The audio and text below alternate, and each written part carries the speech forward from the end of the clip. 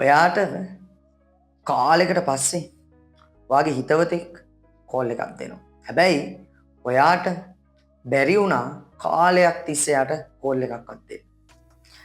ඔයා ගත් කටට මොකද්ද කියන්නේ? ඔයා කියන්නේ මම ඔයාලට කෝල් කරන්න හිටියේ. ඒත් බැරි වුණානේ. වැඩ වැඩි වුණානේ. කොහොමද මේක ඉංග්‍රීසි වලින් කියන්නේ? ඒක තමයි මේ වීඩියෝ එකෙන් අද ඔයාලට උගන්වන පැටර්න් එක. අපි යූස් කරනවා ලස්සන පැටර්න් එකක් මේකට. පැටර්න් එක තමයි I have been meaning to verb 1.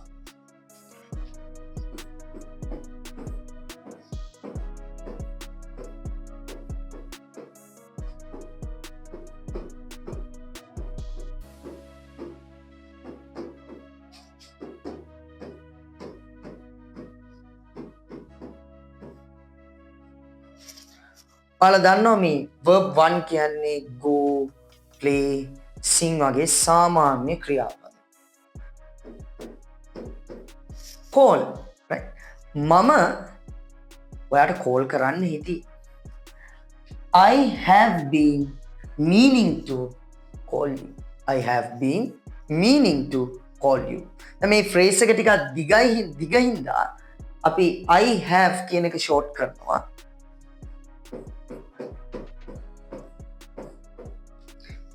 ඒකල අපි හදාගන්න I've been meaning to. මම ඔයාලට කෝල් කරන්න හිටියේ. I've been meaning to call you. මම ගෙදර යන්න හිටියේ. I've been meaning to go home.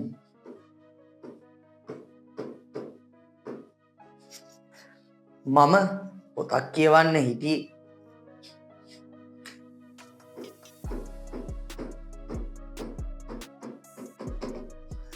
I've been meaning to read a book.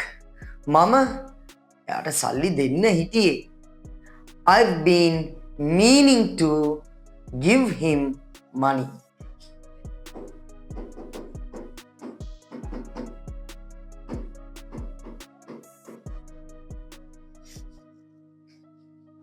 මම ඔයාට උදව් කරන්න හිටියේ. I've been meaning to help you.